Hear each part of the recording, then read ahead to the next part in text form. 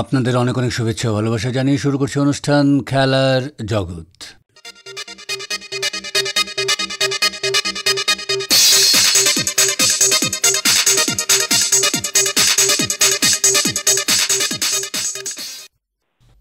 Silchar veteran cricketers club প্রতি বছরের মতো এবারও জেলার কৃতি খেলোয়াড় এবং ক্রীড়া সংগঠকদের সম্মান জানাবে। আগামী 26 জুলাই শিলচরে আয়োজিত বর্ষসেরা অনুষ্ঠানে তাদেরকে সম্মান জানানো হবে। এ ব্যাপারে একান্ত সাক্ষাৎকারে ভেটারান ক্রিকেটার্স ক্লাবের সচিব দীপঙ্কর দেব জানালেন,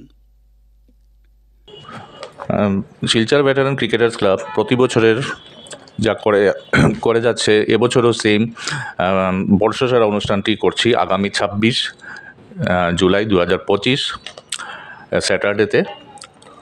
আমরা এই অনুষ্ঠানটি করব বড়াইল হোমসে, অম্বিকাবর্তী, সন্ধ্যা 6:30 আমরা এবার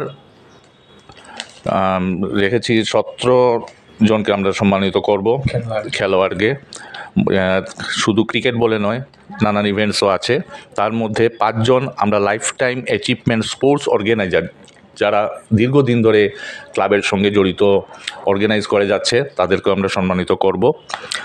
আমি প্রথমে এই সম্মানিত যে করব স্পোর্টস অর্গানাইজার, ওদের নামটা বলে দিচ্ছি। 5 জন: শ্রী হিমরঞ্জন দাস, শ্রী বিকাশ রাম, ডক্টর অনুপ কুমার রয়, শ্রী সুজয় দত্ত রায়, শ্রী মন্টু শুক্লবৈদ্য। তাছাড়া cricketer of the year male আমরা দিচ্ছি ঋত্বিক ধরকে এবং ফিমেল দিচ্ছি উর্মিলা চ্যাটার্জিকে। প্রমিসিং মেল দিচ্ছি ক্রিকেটার ঋত্বিক ধর, অসাধারণ পারফরমেন্স করেছে এবছর। এবং মহিলার মধ্যে দিচ্ছি শ্রী মঙ্গলাল সিনহা, মহিলা একদম 8 বছরের বাচ্চা, এবার দুর্দান্ত পারফরমেন্স করেছে মহিলা টুর্নামেন্টে। বোলিং 5 উইকেটও পেয়েছে একটি ম্যাচে। এবং তার সঙ্গে outstanding performance in Nuruddin trophy senior inter district cricket tournament, যে ডাবল সেঞ্চুরি করেছেন আমাদের জেলা হয়ে, ওনাকেও আমরা সম্মানিত করব, ঋতুরাজ বিশ্বাস। তাছাড়া আমরা ফুটবলার অফ দ্য ইয়ার শ্যাম্পু রংমাইকে সম্মানিত করব, badminton of the year Shri Suraj Goala, table tennis of the year Dibija Pal. এবার নতুনত্বর মধ্যে একটা চেস ইভেন্ট আমরা ইন্ট্রোডিউস করেছি, অভ্রজ্যোতি দাসকে আমরা সম্মানিত করব। এবং life time achievement award in cricket, তিনি গত বছর অবসর নিয়েছেন, দীর্ঘদিন আমাদের জেলাকে দিয়েছেন, উনি রাজ্য দলেও খেলেছেন, শ্রী রাজু দাস, ওনাকে সম্মানিত করব। তাছাড়া আমরা আন্ডার 13 এবার আসাম স্টেট ইয়ুথ ফুটবলের লিগ চ্যাম্পিয়ন হয়েছেন 2025-এ লক্ষ্মীপুরের একটি দল, লেনরুল ফুটবল ক্লাব, ওনাকে আমরা সম্মানিত করব। আর আমাদের মুখ্য অতিথি হিসাবে আমরা খুব খুশি যে ওনাকে পেয়েছি, শ্রী কৌশিক রায় মহাশয়, মন্ত্রী, আসাম সরকার। উনি বলে আমাদেরকে আশ্বাস দিয়েছেন উনি প্রোগ্রামে আসবেন। তো এই যে আপনারা প্রতি বছর এই ধরনের সম্মান প্রদর্শন বা সম্মান জানিয়ে আসছেন, সেটার উদ্দেশ্য কি? উদ্দেশ্য আমাদের দেখুন, 2017 থেকে আমাদের ক্লাব গঠন হয়। বিজেন্দ্র প্রসাদ সিং, নিরঞ্জন দাস প্রেসিডেন্ট এবং সেক্রেটারি ছিলেন। তারপর অনুরুদ্ধ লস্কর এবং হিমাদ্রি শেখর দাস 2 বছর ছিলেন। এখন নতুন কমিটি হয়েছে, আমি এবং ডক্টর সিদ্ধার্থ ভট্টাচার্য, আমরা নতুন কমিটি গঠন করার পর আমাদেরকে দায়িত্ব দেওয়া হয়েছে। আমরা প্রথম থেকেই একটাই আমাদের চিন্তাধারা নিয়ে হয়েছে যে খেলাধুলার যেন ভালো বেটার হয়, সব সময় আমরা এটা নিয়ে চিন্তা করি। শুধু ক্রিকেট নয়, অন্যান্য ইভেন্টটাও যেন আমরা দেখতে পারি এবং একটা উৎসাহিত করা। আস্তে জীবন ওরা দিয়েছে জেলা খেলার জন্য, ওদেরকে আমরা সম্মান জানি। আমরা নিজেই গর্বিত মনে হচ্ছে যে এইসব মানুষকে আমরা কাছে পাচ্ছি। তাছাড়া এটা কম্পিটিশনও আসে, যে এবার যেরকম ক্রিকেটার অফ দ্য ইয়ার একটা বাচ্চা ছেলে ঋত্বিক ধর পেয়েছে, অসাধারণ পারফরমেন্স করেছে। ওকে দেখে আরেকজনেরও একটা ইচ্ছা জাগবে, না আমিও একটা বেস্ট পারফর্মার হতে চাই। এটা খেলার উন্নতির দিকে এগিয়ে যাবে। এই সব কারণেই আমরা এইসব কাজ করে যাচ্ছি আর আগামী তো করে যাব। এই যে আপনারা করে যাচ্ছেন বা সম্মান জানিয়ে আসছেন, কিছুটা হলেও আপনারা যে লক্ষ্য নিয়ে শুরু করেছেন আপনারা, তো সেটা কিছুটা হলেও সফল হয়েছেন বা ফলপ্রসূ হচ্ছে? অনেক সফল হচ্ছে, আপনারাও দেখছেন। এবং আমরা একটা বরাক প্রিমিয়ার লিগ, একটা বড় অনুষ্ঠান করি, খেলাধুলার একটা ইভেন্ট। পুরো গোটা ভারতবর্ষের থেকে প্লেয়ার এসে এখানে খেলে। এটা কারণটা কি দেখেন, আজকে দিল্লি থেকে, কলকাতা থেকে এসে যখন আমাদের ছেলেদের সঙ্গে মিলে এক টিমে খেলছে, অটোমেটিকলি ওকে দেখে কিছু না কিছু শিখছে। ওরা তো খেলে চলে যাবে, কিন্তু ওরা এই যে জিনিসটা শিখবে, ওরা প্র্যাকটিস করবে, করে এই জায়গায় একদিন ওরাও যাবে। এটা লক্ষ্যটাই যে আমাদের এখান থেকে ভালো প্লেয়ার বের করা। আর এটা দেখবেন আগামীতে এটা আরও সাকসেস হবে, আমি আশাবাদী। যাদেরকে সম্মান জানানো হবে, যে সমস্ত খেলোয়াড়, তাদেরকে পুরস্কার বা উপহার হিসাবে কোনো কিছু থাকছে? উপহার বলতে সম্মান জানা হবে, মেমেন্টো থাকবে, ওর জীবনে যা করেছে তা আমরা বর্ণনা করব, এটাই। আপনারা এমনিতেই তো আমরা দেখেছি যে বিভিন্ন খেলাধুলার সামগ্রী আপনারা দিয়ে সাহায্য করে থাকেন যারা গরিব প্রতিভাবান খেলোয়াড়। হ্যাঁ, আমরা এরকম করে যাচ্ছি এবং করব।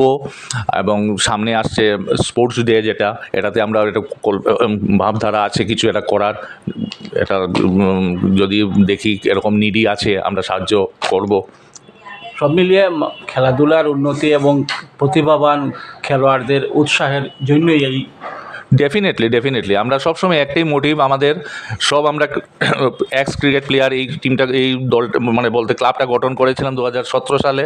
আমাদের মোটিভ একটাই ছিল যে সব বেটারমেন্ট অফ দ্য স্পোর্টস, এটাই আমাদের লক্ষ্য, আর এটা আমরা চালিয়ে যাব। ধন্যবাদ। হাইলাকান্দিতে অনুষ্ঠিত অনূর্ধ্ব-16 আরজি বড়ুয়া আন্তজেলা ক্রিকেটের বিভিন্ন দিক নিয়ে আকাশবাণীকে দেওয়া একান্ত সাক্ষাৎকারে জেলা ক্রীড়া সংস্থা ক্রিকেট সচিব কৃষ্ণেন্দু দাস জানিয়েছেন, আমাদের হাইলাকান্দি জোনে আমাদের আরজি বড়ুয়া আমাদের হাইলাকান্দি নেতাজি সুভাষ স্টেডিয়ামে আরম্ভ হয়েছে। আমাদের ওপেনিং ম্যাচ ছিল আমাদের লক্ষ্মীপুর আর ডিমা হাসাও টিমের মধ্যে, যেটা শুরু হয়েছিল 20-21। ওই ম্যাচে লক্ষ্মীপুর ডিমা হাসার বিপক্ষে ইনিংস এবং 9 রানে জিতেছিল। আচ্ছা। ইনিংস ও 9 রানে জেতার জন্য লক্ষ্মীপুর 7 পয়েন্ট পেয়েছে। আর আজকে আর গতকালকে ছিল হাইলাকান্দি আর শিলচরের ম্যাচ। কালকে বৃষ্টির জন্য কালকের দিন খেলাটা হয়নি। আজকের দিনে খেলাটা শুরু হয়েছে। শুরু হওয়ার পর শিলচর টসে জিতে ব্যাটিং এর সিদ্ধান্ত নেয়। ব্যাটিং এ ওরা অল উইকেট হারিয়ে 104 রান করে। হাইলাকান্দির হয়ে বিবেক চন্দ্র খুবই ভালো বোলিং করেন, যার দরুন 5 উইকেট উনি পান, যার দরুন শিলচর 104 রানে অল আউট হয়ে যায়। তার বিপক্ষে হাইলাকান্দি 143 রান 7 উইকেট দিয়ে ডিক্লেয়ার দিয়ে দেয়। তারপরে 39 রানের লিড নিয়ে ডিক্লেয়ার দেয়। তারপর শিলচর আবার ব্যাটিং করে 53 রানে 2 উইকেট। আজকের ম্যাচ শেষ হয়ে যায়, আজকের টাইম শেষ হয়ে যায়। আজকে এই 2 দিনের খেলার আজকে ম্যাচ ড্র হয়েছে, কিন্তু হাইলাকান্দি 3 পয়েন্ট পেয়েছে আর শিলচর 1 পয়েন্ট পেয়েছে। আগামীকালকে আমাদের ম্যাচ আছে শ্রীভূমি আর ডিমা হাসাওর মধ্যে। এখন দেখা যাক কি ম্যাচের রেজাল্ট কি হয়। আর এমনি তো আমাদের ম্যাচগুলো চলছে, খুবই সুন্দরভাবেই চলছে। আম্পায়ার গুলো এসেছেন, তখন তো নেক্সট ম্যাচের 11 তারিখ পর্যন্ত খেলা চলবে। আগস্টের 11 আগস্ট পর্যন্ত খেলা চলবে। তো আরজি বড়ুয়া কত বছর পর অনুষ্ঠিত হাইলাকান্দিতে? হাইলাকান্দিতে আমাদের হিসাবে 7-8 বছর পরে হবে। তো এই খেলা নিয়ে ব্যাপক উৎসাহ পরিলক্ষিত হচ্ছে নিশ্চয়ই। আজকে আমাদের দর্শক দেখার মতো ছিল, প্রচুর দর্শক সমাগম হয়েছে। আজকে আমাদের লোকাল টিমের খেলা ছিল আর শিলচরের সাথে ছিল, এটা জমজমাট খেলা হয়েছে। কিন্তু আজকে দর্শক প্রচুর, আমাদের প্রচুর দর্শক হয়েছে আজকে। সবাই ভালো খেলা উপভোগ করেছে। এরপরে আমাদের ডিএসএস এর আমাদের হাইলাকান্দি ডিএসএস প্লেয়ার গুলোকে মিষ্টি খাওয়ানোর জন্য উনি নিজের তরফ থেকে মিষ্টি খাইয়েছেন আমাদের টিমকে। আগামী খেলাগুলোতেও দর্শক থাকবেন বেশি। আগামী খেলাগুলোতে আমাদের হাইলাকান্দিতে এমনিতেই দর্শক হয়ে থাকে, আমাদের মানে দর্শকের আমাদের কোনো অভাব থাকে না। মানে যদি খেলা টাইম হয়ে যায় তাহলে দর্শক থাকেই।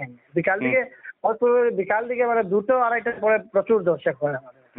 সকাল থেকে একটু কম থাকে, কিন্তু বিকাল দিকে 2-2:30টার পরে প্রচুর দর্শক হয়। আর দর্শকদের পক্ষে একাডেমি প্লেয়ার গুলো আসে, ওদের সাথে ওনাদের অভিভাবকও আসে, আরো বাইরের মানুষ আমাদের ডিএসএর অফিসিয়ালসরাও আসে, মানে প্রচুর দর্শক সমাগম এমনিতেই হয়ে যায়। হ্যাঁ হ্যাঁ, আর খেলার মাঠের অবস্থাও তো ভালো রয়েছে, খুবই ভালো কন্ডিশনে আছে মাঠ। যখন বৃষ্টি হলে দেখুন, বৃষ্টি হলে তো আমাদের আর কিছু করার থাকে না, কিন্তু মাঠের কন্ডিশন খুবই ভালো। আপনি মানে মানে নিশ্চিন্তে থাকতে মাঠে, মানে বৃষ্টি হলে তো আর কিছু করার থাকে না, বৃষ্টি না হলে তো খেলা হয়ে যায়। মাঠের কন্ডিশন খুবই ভালো আছে, পিচের কন্ডিশনও খুবই ভালো, স্পোর্টিং পিচ আছে। স্টেডিয়ামে দর্শকের ধারণ ক্ষমতাও রয়েছে আমাদের যথেষ্ট। আমাদের যে প্রচুর দর্শক, আমাদের যে প্যাভিলিয়নটা আছে, প্যাভিলিয়ন পুরো ফুল থাকে প্যাভিলিয়ন। আর পুলিশ গুলো থাকে, কারণ আমরা 15 আগস্ট আছে, 15 আগস্টের জন্য আমাদের পুলিশ গুলো থাকে, পুলিশ গুলো এসে খেলা দেখে। 11 আগস্ট পর্যন্ত সব দিনই খেলা রয়েছে, খেলা চলবে। হ্যাঁ, আর কতটা অনুমানিক কতটা টিম রয়েছে খেলার জন্য? আমাদের গ্রুপে 5টা টিম রয়েছে, সবার 4টি করে খেলা আছে। আমাদের গ্রুপে হাইলাকান্দি, ডিমা হাসাও, লক্ষ্মীপুর, শ্রীভূমি, শিলচর। আর সবার সাথে খেলছে, মানে এক টিমের 4টি খেলা আছে। আর এমনি তো সব ঠিকঠাক চলছে। আমাদের টিমগুলো তো হোটেলে রাখা হয়েছে, আর সব টিমগুলোই তো বাঠিয়ে রাখা হয়েছে আর কি। তো অনূর্ধ্ব 16 যখন এবার হয়তো নতুন প্লেয়ার যথেষ্ট উঠে এসেছেন। হ্যাঁ, নতুন প্লেয়ার যথেষ্ট আসবে এবং সেই দিক দিয়ে ভালো খেলাও দেখতে পাওয়া যাচ্ছে নিশ্চয়ই। হ্যাঁ, আমাদের এখানে ভালো খেলা হচ্ছে। মানে মানে খেলাগুলো তো দেখেন ফিল্ডের উপরে ডিপেন্ড করবে, খেলার ভিতর গিয়ে ওরা কি করে, কিন্তু খেলার টিমগুলো তো সবই ভালো টিম। ডিপেন্ড করবে মাঠের ভিতরে ওরা কি পারফরমেন্স করছে। তো 11 আগস্ট আনুষ্ঠানিকভাবে সমাপ্ত হবে। 11 আগস্ট আনুষ্ঠানিকভাবে সমাপ্ত হবে এই টুর্নামেন্ট। মানে আমাদের ফার্স্ট মানে টুর্নামেন্টের ফার্স্ট রাউন্ডের খেলাগুলো মানে শেষ হবে আর কি। সেকেন্ড রাউন্ডের তো এখন আমি ডেট পাইনি, কিন্তু মানে সেকেন্ড রাউন্ডে হয়তো 2-3 দিনের মধ্যে ডেট দিয়ে দেবে। উদ্বোধনী খেলা ওপেনিং এর দিন অনুষ্ঠান হয়েছে কিছু? না, হয়েছে এমনি আর কি। উদ্বোধনের আগে সবাই মিলে একটা ফটো শুটিং হয়েছে, আর সবাই সবার করমর্দন করেছে। আমাদের ডিএসএ অফিসিয়ালরা যারা আছেন ওদের প্লেয়ার গুলোর সাথে একটু করমর্দন করেছেন। আর তো এরপর ফটো শুট একটু হয়েছে। ডিএসএ এর কর্মকর্তারা ছিলেন সবাই? হ্যাঁ, সবাই ছিল।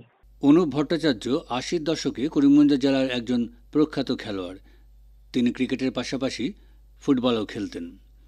80-র দশকে পড়াশোনার পাশাপাশি ফুটবল খেলাকে জীবনের পেশা হিসেবে গ্রহণ করে জাতীয় ফুটবল খেলোয়াড় হিসেবে দেশ বিদেশে খ্যাতি অর্জন করেন। কিভাবে তিনি আসামের এই সীমান্ত জেলা থেকে জাতীয় ফুটবল খেলায় সুযোগ পেলেন, আজ এ নিয়ে শিলচর বেতার কেন্দ্রকে দেওয়া একান্ত সাক্ষাৎকারে তিনি জানালেন। ক্রিকেটে আমি বিজয় সঙ্গের হয়ে ওপেনিং করতাম, মানে ওই রকম আর কি, বাকবোর্ড টাকবোর্ড এখানটাতে। কিন্তু যা হয় আর কি, তারপরে আমি স্পেনটা তো খুব কম হয়ে পেয়েছিলাম। মানে 78 বিজয় সঙ্গ চ্যাম্পিয়ন, 79-এ আমি গুয়াহাটি টাউন ক্লাব। তো এরপরে তো আর গুয়াহাটি টাউন ক্লাব তো লিগ অবধি, সেপ্টেম্বর অবধি। তারপরে তো তোমার বাইরে টুর্নামেন্টগুলো খেলা হতো, আর এরপরে কলেজের পড়াশোনা ওইখানটাতে। আর তো যে দিনের বেলা গিয়ে কোথাও যাও এই সুযোগ তো না। তারপরে তো বাইরে হয়। আমরা তো যখন ওরকে মিলে থেকে টাটাও খেলছি, অলমোস্ট 7-8 মাস তো আমাদের বাইরেই থাকতে হতো। এই টুর্নামেন্ট হারলাম, 2 দিন আসলাম, 5 দিন প্র্যাকটিস, 6 নম্বর দিন আবার ট্রেন ধরা এইখানটাতে। তখন তো চতুর্দিকেই টুর্নামেন্টটা হতো। এক হলো লিগ তোমার মোটামুটি এপ্রিল মে মাস থেকে নকআউট টুর্নামেন্ট সেপ্টেম্বর অবধি ফুটবলে। সেপ্টেম্বরে হয়ে যেত, অক্টোবরে পুজোর সময় ডুরান্ট কাপ হয়ে যেত এখানটাতে, স্ট্যাফোর্ড কাপ হয়ে যেত, বরদুলি ট্রফি হয়তো। এই ট্রফি ওইগুলো তো সব জায়গাতেই থাকতো। আপনি আর অন্য কিছু খেলার সুযোগ কোথা থেকে পাবেন ওখানটাতে? তো ন্যাচারালি ফুল ফ্লেজারলি তোমার ফুটবলই ছিল। আচ্ছা। তো এই অঞ্চলে এখন কিন্তু ভলিবলেরও অনেকটা আগে আগে আগে আগে তো আগে দেখুন গভর্নমেন্ট স্কুলের মাঠ, আমরা পাবলিক স্কুলের ভেতরে কিন্তু মানে ভালো খেলা হতো। আর আমি জানি না আগে তো মানে রাত্রিবেলাও ভলিবল খেলা হতো, ধর্মনগর টর্মনগরের টিম এসে ওগুলো লোক একদম ঘিচ ঘিচ করতো ওইখানটাতে। এখন কি আছে জানি না, আমার তো মানে অনেক বছর ধরেই রয়ে গেছে, আমি ভালোবাসতাম ওইখানটাতে রয়ে গেছে। অরিন্দম কর বলে মানে ভাগবত ঠাকুর তো অবভিয়াসলি ভালো খেলতো ভলিবলের একটা অন্য। অরিন্দম কর বলে একটা ছেলে নির্মল রোডের পাঁচগ্রামে পেপার মিলে কাজ করে, নাম শোনা আছে না? ও কিন্তু খুব ভালো খেলতো ব্যাপারটাতে, ফিগারটাও ভালো ছিল। ও আর আমার কম্বিনেশন খুব ভালো ছিল। আমরা করিমগঞ্জ কলেজও আমরা যখন গেতাম ওদের একসঙ্গে করতাম। তো আস্তে আস্তে যা হয় মানে তিনটা নিয়ে তো চলা যায় না, তুমি একটা। আর এখন যা শিডিউল আমাদের ছিল, যেহেতু বাইরে বাইরে খেলতে হতো, তখন আর সুযোগ। আগে কী করতো, ক্রিকেটটা অনলি শীতকালে হতো, এর বাইরে তো আর কিছু হতো না। কিন্তু এখন ফুটবলটা তো 12 মাসেই হয়, ক্রিকেটও 12 মাস হয়। তো দুটো আপনি 12 মাসে খেলতে পারবেন না, তো আপনাকে ওইখানটা তো 79-এ গুয়াহাটি টাউন ক্লাবের যাওয়ার পরে তো ওখানেই সারা দেন। এরপরে কী হয়, দুটো ইন্ডিয়া ক্যাম্প মানে মোটামুটি 1.5 মাসের, 1 মাস লেগে যেত আপনাকে ক্যাম্পে সিলেকশন প্রসেস নিয়ে। এরপরে আপনি টুর্নামেন্ট খেলতে বাইরে গেলেন, এখানে 2-3 দিন আগে যাওয়া, এখানটাতে 7 দিন 10 দিনের টুর্নামেন্ট, তারপরে তারপরে ওখান থেকে বাড়িতে আসা। তো আর তো কোনো সুযোগই ছিল না। তো আপনি ফুটবল থেকে কবে অবসর নিয়েছিলেন? আমি কত ইংরেজি হবে? আমি না 98-এ আমি মানে ফুটবল মানে অফিস গেম খেলে, অফিসিয়াল আগে যেরকম আমরা বি টিমটা চ্যাম্পিয়ন হয়েছিলাম, ওখান থেকে করে এরপরে ছেড়ে দিই। 99-এ আমরা মার্কেটিং ডিভিশনে চলে গেলাম, আমরা যেটা হংকং হাউসে ছিলাম। 2000-এ আমি ম্যানেজমেন্ট হয়ে গেলাম অফিসার ওখানটাতে। তারপরে ম্যানেজমেন্ট হলে 2000-এই আমার একটা পোস্টিং দিল দুর্গাপুর প্রথম। তো সেলসে মানে কি হয়, এন্টার 6টা ডিস্ট্রিক্ট তোমাকে দেখতে হবে, ওটা তার তো সুযোগ নেই ওখানটাতে। তারপরে দুর্গাপুর থেকে আবার বজবজে আসলাম প্ল্যান্টে, বজবজ লুব্রিক্যান্ট প্ল্যান্টে, ওখানে 2 বছর। তারপরে গুয়াহাটিতে এন্টার নর্থ ইস্টটা দেখুন, 7টা স্টেটই আমি দেখতাম ওখানটাতে। তো তারপরে শিলিগুড়ি দেখা, এরপরে ইনক্লুডিং ভুটানটা দেখা। তো এরপরে ক্যালকাটাতে হলো হাওড়া হুগলি তো জিওগ্রাফিক্যালি অনেক বড় ছিল। তারপরে মার্কেটিং ম্যানেজার হয়ে আমি রিজনাল রোল হোল্ডার হয়ে গেলাম, রিজনাল অফিসেই করতাম। ওর এন্টার ইস্টার্ন রিজনে যত অ্যাক্টিভিটি হতো ওইটা আমি করাতাম। তো এই চাকরির সাথে আপনার ফুটবলের এটা 98-এর পরে আর আমরা তখন তো আমরা বাইরে চলে গেলাম না ওখানটা। এখন কি হয়, তুমি একটা অফিসার ধরো যেটা হয়, তুমি অফিসারটাকে রিলিজ করতে হবে না। ও গেলে তো আমি যদি দুর্গাপুর থেকে চলে আসি, দুর্গাপুর তো 15 দিন সেলস বন্ধই থাকবে, এটা তো কোম্পানি কীভাবে অ্যালাউড করে, এটা তোমাকে ছেড়ে দিতে হবে। তো 95 থেকেই আমাদের অসুবিধা হচ্ছিল, মানে কোম্পানি আর তখন আর ওই 7টা অবধি কাজ করে এখানটাতে, ইভেন শনিবারে পর্যন্ত আমাদেরকে ডাকতো মানে কী হয়, যা কাজ এগুলো ম্যানেজার সব আসতো না, আসতেই হবে, কাজ করতে হবে, লোক কমে গেল। তো অবসর সময়টা কাটাচ্ছেন তবে?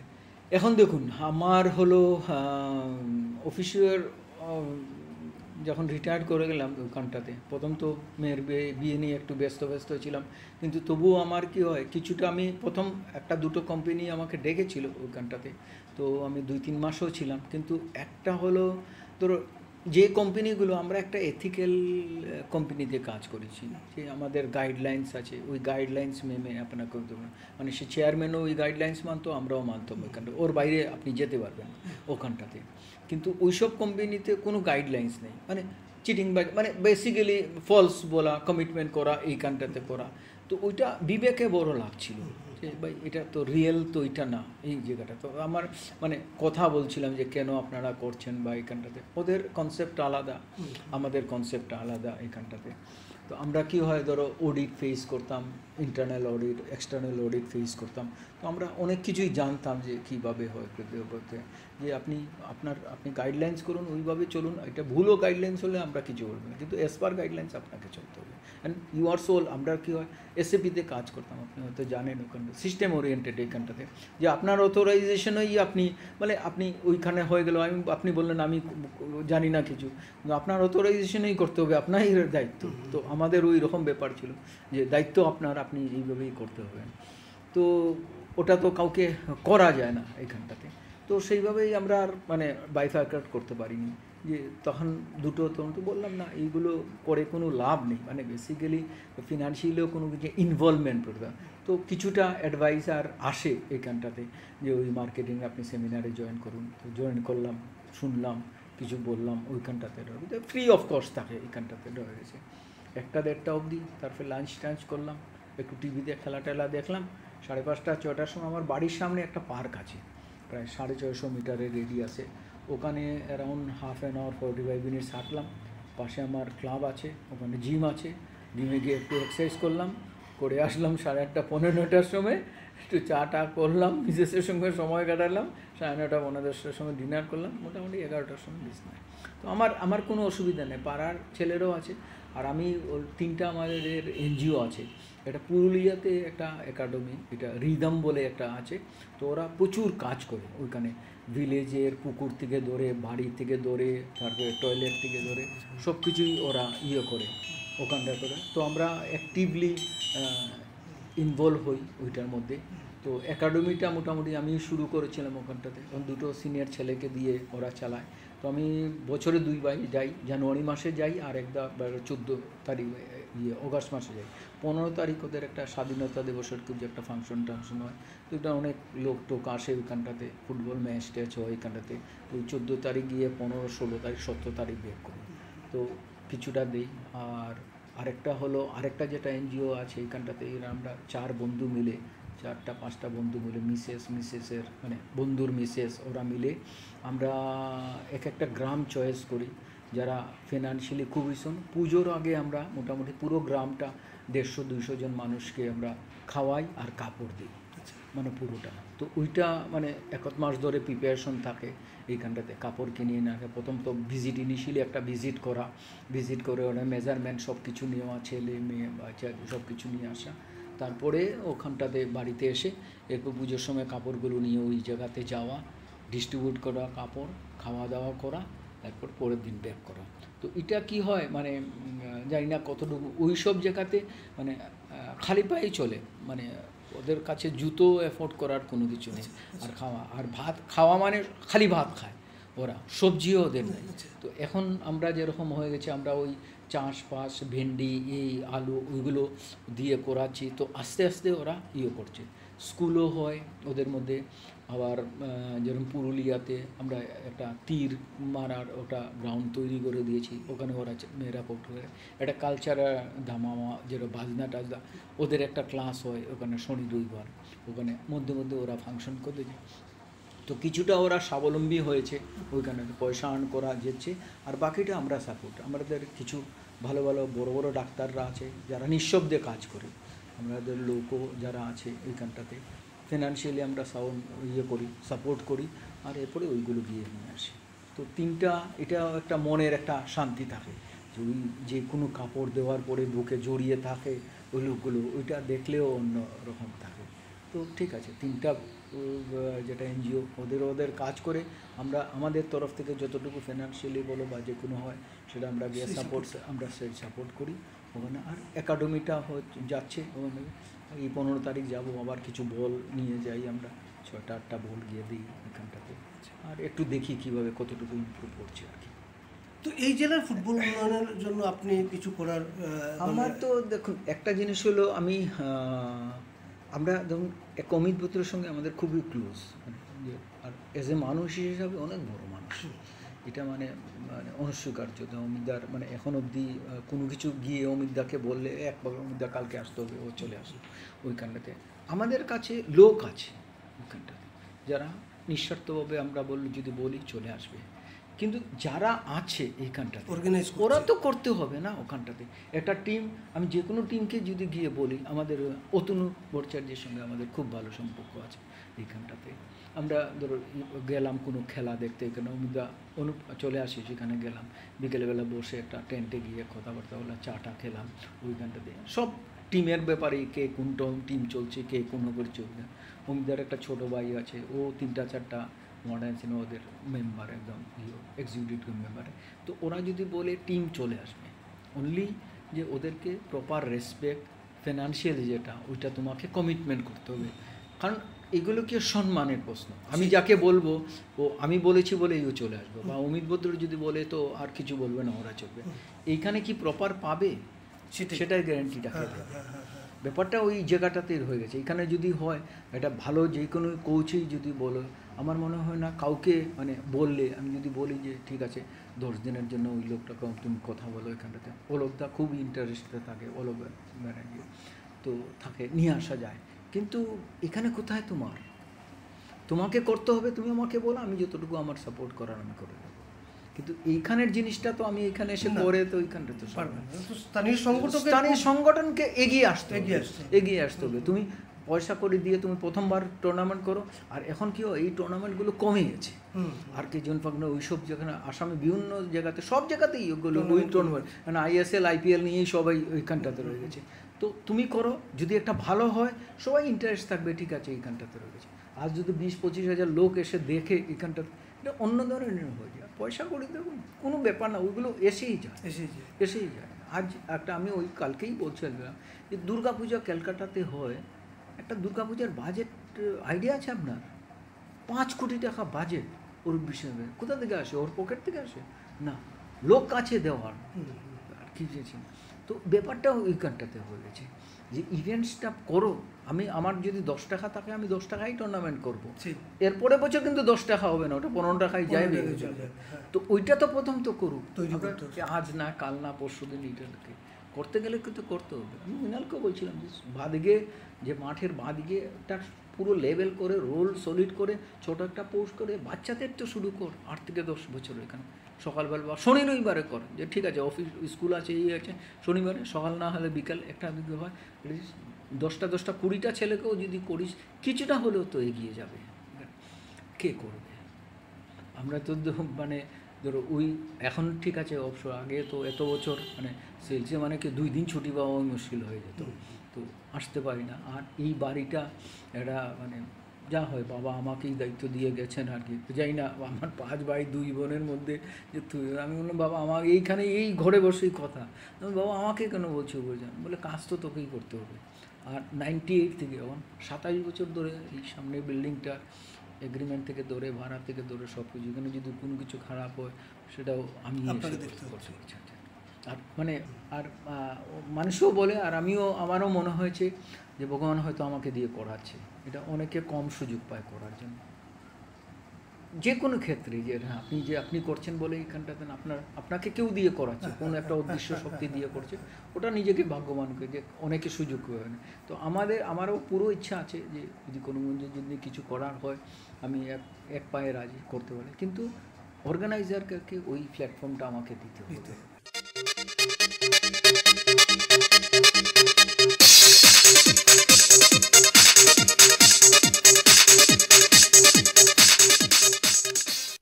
শ্রোতা বন্ধুরা, খেলার জগৎ আজ এখানে শেষ করছি। আপনাদের সঙ্গে আবার কথা হবে আমাদের আগামী অনুষ্ঠানে। আপনারা ভালো থাকবেন এবং অবশ্যই সুস্থ থাকবেন। এবারে বিদায় নিচ্ছি, তবে তার আগে জানিয়ে দেব উপস্থাপনায় ছিলাম অনির্বাণ জ্যোতিগুপ্ত, সাক্ষাৎকার নিয়েছেন রতন দেব, জসীমউদ্দিন লস্কর ও নবেন্দু দাস। অনুষ্ঠানটি সম্পাদনা করলেন কৃষ্ণেন্দু ভট্টাচার্য এবং প্রযোজনায় হিতব্রত ভট্টাচার্য।